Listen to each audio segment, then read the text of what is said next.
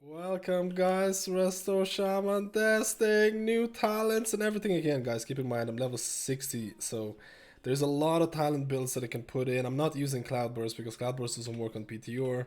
I don't have double healing stream, even though Blizzard has mentioned that you should get double healing stream if you spec into double healing stream both on the class and the spec specific tree. So there's a lot of things that are broken or a little different and they'll change. But what about the new UI, dude? All bags in one spot. Let's go. Oh yeah, Healing Rain now does damage with Acid Rain. We're getting Torghast abilities back. There's also double Stun Totem Torghast ability, which I haven't picked yet. Tidal Waves have changed. Unleashed Life has changed. You're getting... Oh, I don't want to fall off. Gust of Wind back. You don't have to play Goblin. I'm gonna interrupt this. Whoa, whoa, these mobs. You know what I'm gonna do? I'm gonna use Stormkeeper into Ever-Rising Tide and actually Ancestral Guidance. So, because Ancestral Guidance... Okay, I don't want to fall here. Because Ancestral Guidance and Ever-Rising Tide, which is one of the talents, they're not on global cooldown. You can make a macro and use it all at the same time, which is going to give you 10% haste, 10% healing increase. It's going to give you... Again, Ancestral Guidance is going to convert your damage and healing into more healing, and then Stormkeeper is just going to give you a bunch of damage. Seems like a pretty nice combination in 5-man content where you need to focus more on damage than healing, in my opinion, at least a lot of the times. Again, I'm actually not even sure. I don't know anything about this dungeon. This is kind of cool. I like the aesthetics. Again, these are my talents, but the talents, this is 60, level 60 talents. So there's a lot more things to come, and I haven't experimented with the Riptide builds for raids because there is so many talents for Riptide. There is so many different things that are coming down Riptide. Riptide now can be 21-second duration instead of 18 seconds. Okay, I'm trying to see what... Okay, Stormkeeper. We're just gonna do damage. There's not a lot of healing needed, you know. Apologize if I sound like stuffy or something. I am a little bit sick.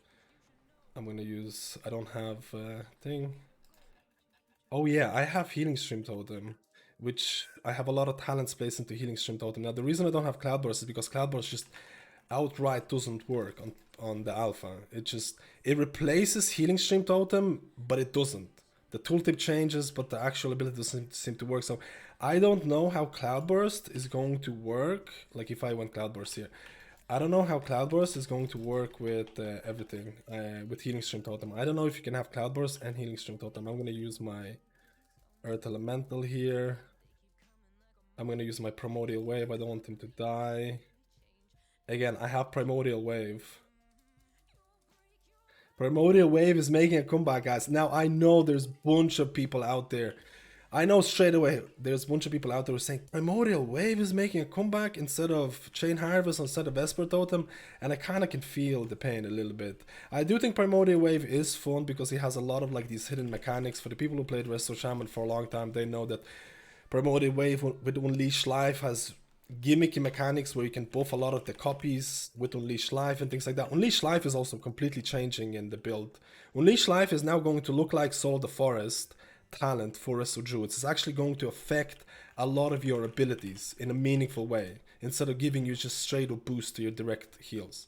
So that's really cool. I think that's going to be really interesting. In terms of tidal waves, Riptide gives you 2 tidal waves now, 2 stacks of tidal waves. And tidal waves reduces the cast time of your healing wave and the chain heal.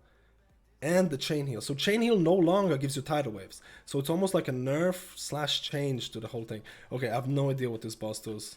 This looks like an elephant. Okay, let's do some damage. I'm disconnecting, a lot of lag. You know what? Stormkeeper. Okay, there's some frontal. Stormkeeper into Ancestral Guidance and Ever-Rising Tide. Into Lightning Bolt, instant Lightning Bolts. Lightning Bolt. Lava Burst when it's available. I have to do no healing. Okay, that was a frontal that I should have avoided, but it does no damage. And the boss is basically dead. Okay, I'm gonna use Healing Tide here. Again, now, I am using Healing Rain. Healing Rain does damage, and a little bit of a error here. Let's see what kind of loot we can pick up here. Okay, there's nothing. You have to keep in mind, you have Acid Rain, where your Healing Rain deals damage, but I feel like it's going to be balanced in such a way that if you're doing a lot of 3 target pulls or single target pulls, this is going to be better because it increases the damage of Lightning Bolt and Chain Lightning by 35. So I'm assuming it's going to be balanced in such a way that you can use Acid Rain. We're going to be doing a lot of pulls. Healing Rain affects 6 targets, so I'm assuming that's going to impact enemies and allies. Gust of Wind. That's not bad. So I'm assuming Blizzard is gonna balance this in such a way that if you're doing really big trash pack pulls, you're gonna use Healing Rain for offensive, and it's gonna be worth using it. And then if you're approaching content or dungeons where you're just doing single target pulls, where you're just doing like 3 target pulls with Chain Lightning, you can hit all targets, it might be worth going the other way. So it'll be interesting. But using Healing Rain as an offensive ability is really wild. It's something that I wanted for a really long time. Now I do have, and this is the DPS aspects, we're just looking at Mythic plus, possible Mythic plus talent builds. We're looking at possible Mythic plus talent builds. Now, I have kind of talked about Primordial Wave. You do have Primordial Wave, and there's a lot of talents that you can bring Primordial Wave into. The only thing that I don't like about Primordial Wave right now, and I feel it's a big missed opportunity, is the fact that you can apply Riptides with Primordial Wave, which is great. It works with a lot of different talents in your class tree and your spec tree. But, and then you use your Healing Wave, and your Healing Wave is going to replicate it on targets that have Riptide. So if I use Healing Wave right now, okay, actually my Primordial Wave expired, but if I use my Healing Wave, it's going to be replicated on targets. Now the problem is that why not make it in such a way, like copy the elemental spec in such a way that if I use my Lava Burst on targets that have Flame Shock, I'm going to have my Lava Burst replicated on them to do more damage. So all of a sudden the Primordial Wave would feel like more like an offensive and a defensive ability. Something like Penance for Discipline Priest, or something like Healing Rain for Resto Shamans right now. We're not looking at numbers, we're not looking at the spell coefficients, we're not looking at how each ability, how much damage it deals, because all of those things can and will be changed. We're looking at how it feels to play.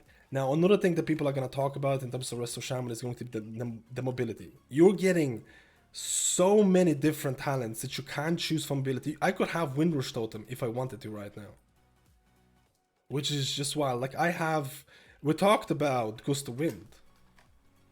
I have a bunch of different talents for Ghost Wolf, Thunderous Paws. You have, like, honestly, Resto Shaman is going to be a pretty fast boy coming into Dragonlands or Dragonflight if everything stays the same, because there is a bunch of things that make you fast. So let's go. Okay, we're using Hero. I'm gonna use my Stormkeeper. I'm gonna use my Ever-Rising Tide, Lava Burst, and double Lightning Bolts. I don't have Ancestral Guidance to heal here. Okay, so there's some kind of a soak ability. Okay, you get chained. I'm gonna use my Healing Rain just to do a bit of damage and a bit of healing. Again, these bosses are not difficult. I haven't used my Mana Spring Totem at all. So Mana Spring is gonna give mana back when I use Riptide and Lava Bursts. And again, this boss has been killed, so Mana Spring is going to give me to your party members within 30 years when you cast Lava Burst or Riptide, so that's something that I should optimize. Again, there's a lot of buttons that I'm not pressing, no loot so far. I'm really excited about the Riptide build that's possibly going to emerge in raid situations, because there is so many Riptide talents that are available, or nodes that are available, that just look really interesting. There is, for example, a node here that for each Riptide active on an ally, your healings are increased, which kind of ties in. I'm not sure if that's going to be used or not, but either way, it's just to showcase that you are rewarded for stacking or using more Riptides. There's also a whole portion of this tree which involves Stone Skin Totem, which involves, like, you can have Windrush Totem, you can have Poison Cleansing Totem. You can honestly have like 3 or 4 totems, and there's a whole portion of that tree, of the class tree, where you can spec into and be like a totem bot. You bring back the old memories where totems actually matter to some extent. And that's also something cool that I haven't got to experience. Again, we're using Stormkeeper here. Again, Ever-Rising Tide is off global cooldown, so you can't spam it. It is off global cooldown. Ancestral Guidance is off global cooldown, so you can make a macro. I actually made a macro that uses them both at the same time with my Orc Blood Fury Racial to do a bit more DPS and a bit more healing. I wish Ancestral Guidance was shorter than 2 minutes, but cooldown. This dungeon feels very trash mob heavy. You can see there's a lot of mobs to fight. Let's use our... you know what? We're gonna use our healing rain here because I feel like there's a lot of mobs here. I wish I had damage meters to showcase how much of that damage is from healing rain, acid rain. We're gonna chain lightning, we're gonna apply riptides. Again, riptide gives me 2 tidal waves. And tidal waves, like I mentioned before, tidal waves also reduce the cast time of chain heal, which is one of the new changes. I didn't even talk about Unleash Life. I did talk a little about Unleash Life. I haven't spec'd into Unleash Life, but Unleash Life now affects your abilities in different ways, like gives you more targets for your healing rain to be affected by healing rain, changes your well springs, the way that it works in terms of portion of your overhealing from well springs adds an absorb shield. It's such a cool ability. Again, I would need to spend a whole, not a whole day, but I could do a whole other video if people want, just going through talents and looking at builds that I enjoy and things like that. There's also another talent that can give you Earth Shield on both targets if you... I haven't tested it out. Again, I talked about Chain Harvest and Vesper Totem not coming back. I know a lot of people are really looking, or they're really unhappy about the fact that Vesper Totem is not there, but I do want to ask you a question. I do want to ask you, do you miss Vesper Totem because it provided a nice gameplay change for Resto Shaman because it provided healing and damage and it kind of fit in the niche of Mythic Plus? Or do you feel that Vesper Totem was only good because it was just so strong? Like you were blinded by the fact that Vesper Totem was an average ability, but it was so strong that it made you really like it. Because I fall into that category a lot of the times where I feel an ability that is somewhat... I'm not saying Vesper Totem is boring, I'm just giving you an example. An ability could be boring, but I enjoy it because it's so strong. Okay, so this is the last boss. I'm assuming this is the last boss. I have no idea. You know what? I'm using my Earth Elemental Totem. Stormkeeper, AG.